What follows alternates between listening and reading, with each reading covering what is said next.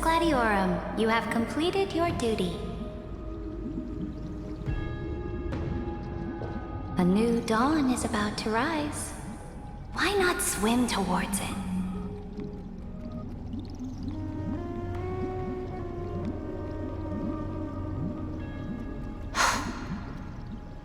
You died long ago, Imperator.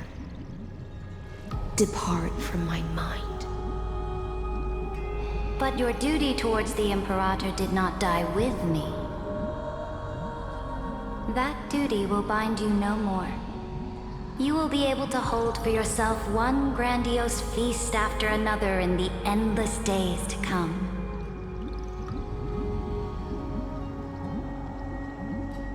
So go. Go and swim towards that ocean beyond the sky with the Deliverer.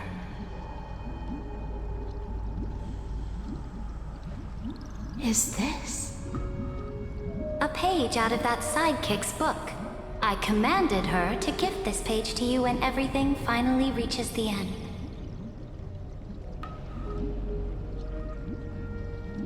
What's on this page? Memories. Lifelike memories. That sidekick found me after the bloody feast 1,000 years ago and showed me her diary.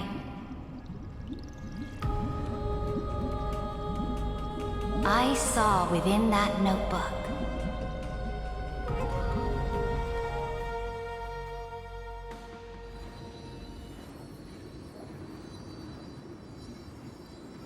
Is this that Deliverer's experience?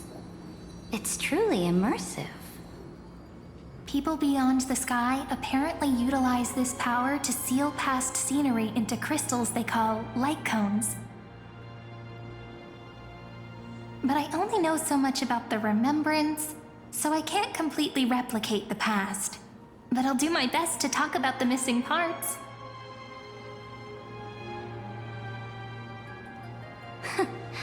I'm all ears.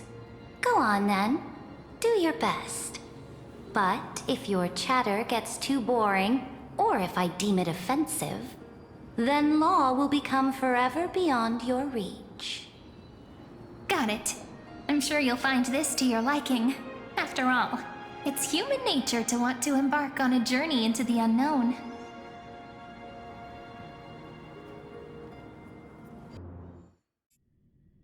Is this a fortress in the sky? This is the first step of my friend's journey among the starry seas. This place is called the Herta Space Station. Just think of it as a supersized grove of Epiphany. Oh, so it's the territory of that witch. She and another Antikytherian lent me a helping hand back at the banquet. Look, over there!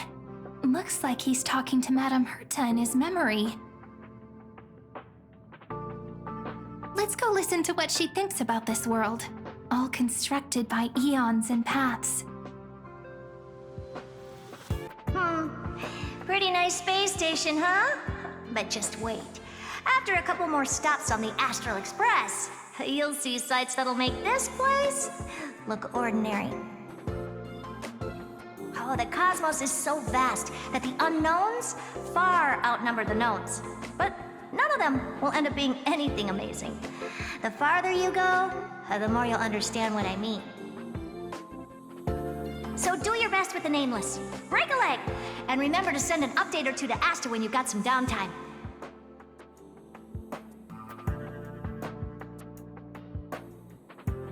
She certainly shares my way of thinking. Only that instead of a conquest through blood and fire, they chose a gentler path.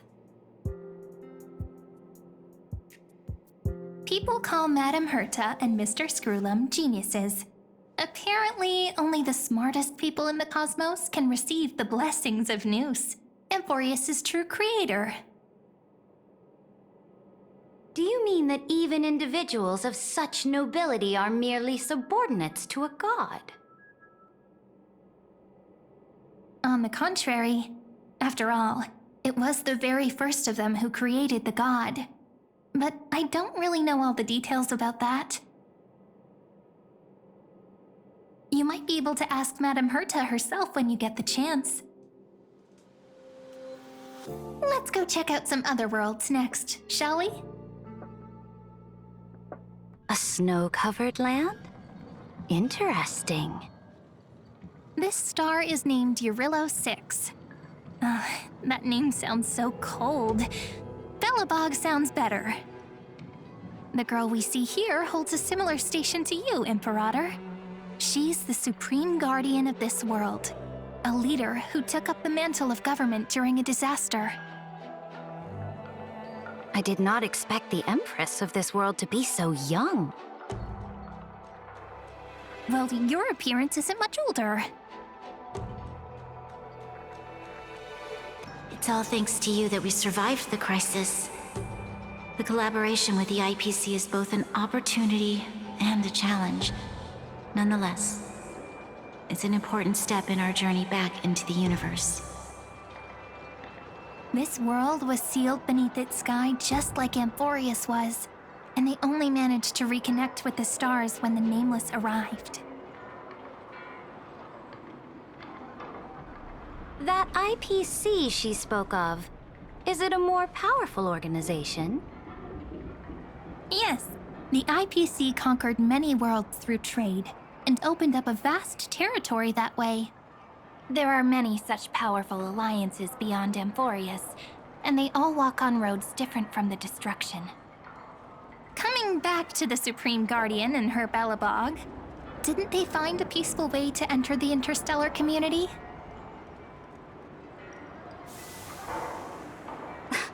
That cannot be true. That IPC would never have grown so big on trade alone. It may pretend to be a wealthy merchant with clean hands, but I am willing to bet that it grew fat on gory oppression and bloodshed. Its path of conquest must have had no mercy for the weak and would have destroyed them if needed. Are you telling me that this snowland never thought about tossing its dignity to the wind and kneeling to the IPC? I will not believe it. I will never allow the Imperator's empire to be sullied by others. Amphorius must become a power so strong that no interstellar foreigner would dare to look down upon us. Imperator, Belobog isn't as weak as you imagine. Listen. I indeed hesitated. But now I understand what we must do. Belobog must learn how to walk on her own until she no longer needs the support of others and can stand on her 2 feet among the stars. Even if I may not live to see it, I believe such a day will surely come. They still have their dignity intact. One day, that hope will melt through the ice and help them into a prosperous tomorrow. But the order of the cosmos is already set in stone. The old laws decree that only the strong survive, binding the weak in an unbroken chain, until they wither and turn to dust. Unless they embrace the power of the destruction. Amphorius must shatter the old law and become the new order among the stars. Speaking of the Order, another one of my friend's companions may be able to enlighten you further on that. Let's go to the next page. Such opulence does indeed evoke astonishment. This world is called Penacony, an eternal city built upon a land of dreams. It's also my friend's previous stop, where they went through a risky but exciting adventure.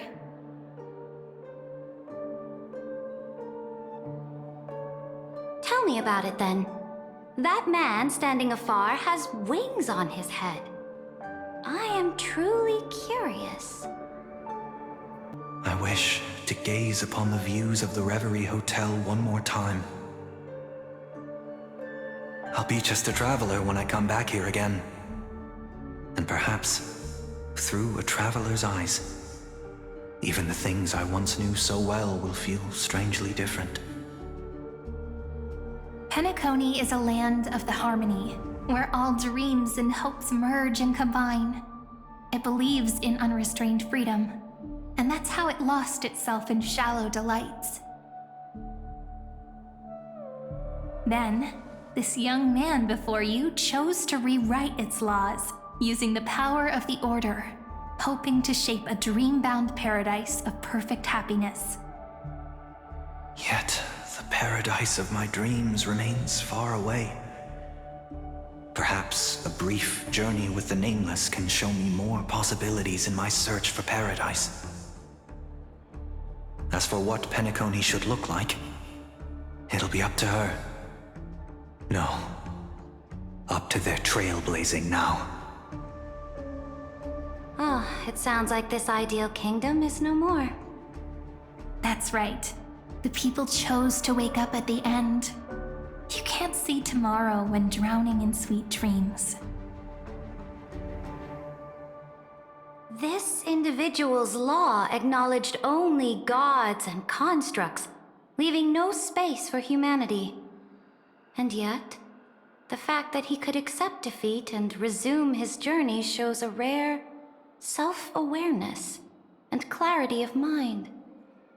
You are also very self-aware, Imperator.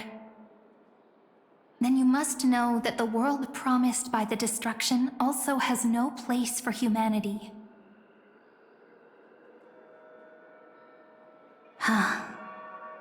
I am indeed very aware of Lycurgus's honeyed words of deceit. I have seen enough. Take me back. This absolute wonder. Isn't it pretty? That's our Emporius. Our world flows and meanders in this endless band of light. Though we were born from the designs of the gods and are not yet truly alive, the Chrysos heirs of Emporius still chose to stand against fate and carved a legend no different from that of humankind. Will you really renounce the heroes in this world's previous 30 million cycles, Imperator? Including even yourself? Will you bow to brutal destiny and allow that puppet master named the destruction to have their wish? I know what you want to do, sidekick. You want to use that deliverer's memories to influence me and tilt the scales of law toward him and the two geniuses. You really saw right through me, Imperator. How can one rule an empire if one is incapable of understanding people's minds?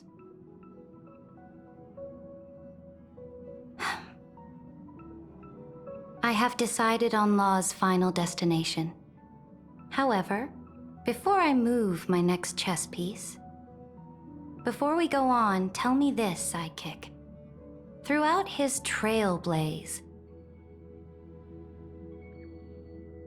was there ever a memory of the ocean?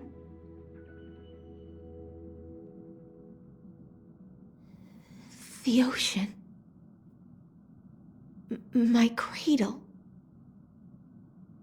My home. You shall complete your conquest in the ocean at the boundaries of this world, and eternally slumber in the sound of tides. You shall eternally slumber in the sound of tides, and complete your conquest in the ocean at the boundaries of this world. Our prophecies aligned as flawlessly as a sea snake circling upon itself. An elegant loop, like a joyful hymn, like the circulating ocean current, like our two fates, like Amphorius itself.